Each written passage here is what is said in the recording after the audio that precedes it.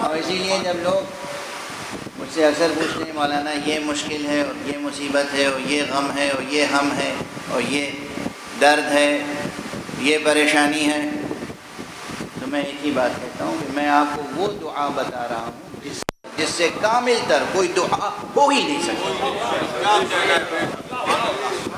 یعنی عقیدت میں نہیں کہہ رہا ہوں، ذوق، ذاتی ذوق کے تحت نہیں کہہ رہا ہوں، یہ حقیقت قرآن کی آیت ہے. آخر ان اللہ، بے شک بالتحقیق خدا، وملائکتہ، اور اس کے مخصوص ملائکہ اس نبی کی ثنا کرتے ہیں،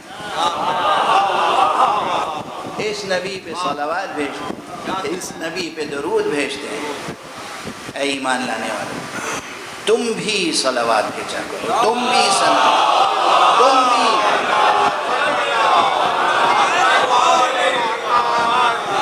اس سے بڑی کوئی دعا ہو نہیں سکتی. چھوٹا سا فقرہ یاد آ گیا. حضرت امام ثامن الحجج، امام رضا علیہ السلام،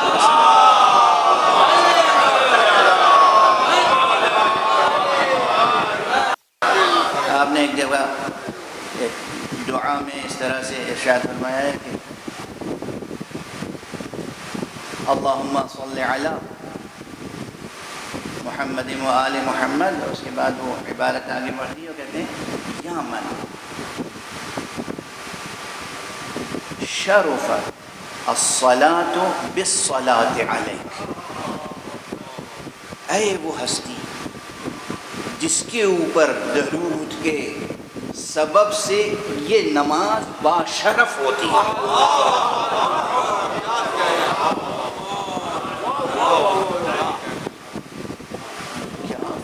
کیا مضمون ہے یہ نماز. اس کے مرتبے میں اضافہ ہوتا ہے، اس کے شرف میں اضافہ ہوتا ہے، اس کے وزن میں اضافہ ہوتا ہے، اس کی قدر و قیمت میں اضافہ ہوتا ہے. کس سے؟ وہ جو تشہد میں صلوات پڑھتے ہیں اس سے. اور سب لوگ تو تشہد میں صلوات پڑھتے ہیں، صرف کیا کہنا ان کا کہ جو اپنے رکوع میں بھی صلوات پڑھیں، سجدے میں بھی صلوات پڑھیں، تشہد میں بھی صلوات پڑھیں، قنوت میں بھی صلوات پڑھیں.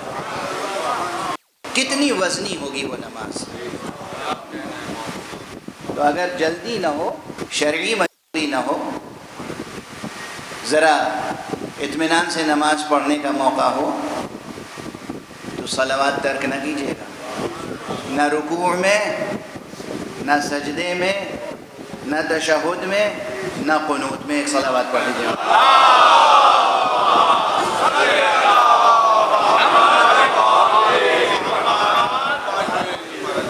تو یہ ایک درمیان میں بات آ گئی. اسی سورہ مبارکہ میں یہ سورہ احزاب، جس میں یہ آیہ صلوات ہے، یہ آیہ صلوات پیغمبر کے لیے اور اہل بیت پیغمبر کے لیے. اسی میں آیہ صلوات ہمارے اور آپ کے لیے ہے.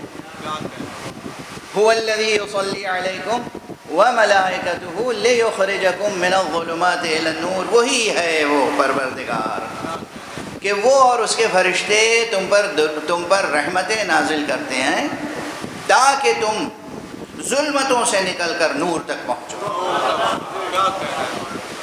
خدا کی قسم آج اس وقت ممبر پر آتے آتے یہ آیت ذہن میں آئی، اور پھر میں عرض کر رہا ہوں کہ آپ سوچتے رہیے، جو دانشور ہیں، جو سائنٹسٹ ہیں، جو مفکر ہیں، فلسفی ہیں، ادیب ہیں، سوچتے رہیں صرف یہ عنوان، ظلمتوں سے نور کی طرف اخراج.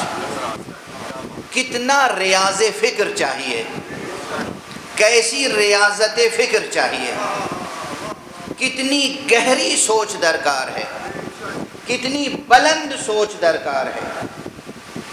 اور پھر سوچ صرف نہیں، کامل ترین نظریہ وہی ہوتا ہے جو قابل عمل ہو.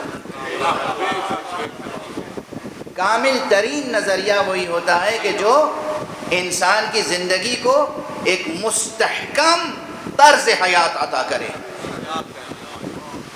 Way of life. یہ وے آف لائف کہاں سے آتا ہے؟ سوچ سے. سوچ ایسی مستحکم ہو کہ اس سے طرز عمل بھی حاصل ہو جائے.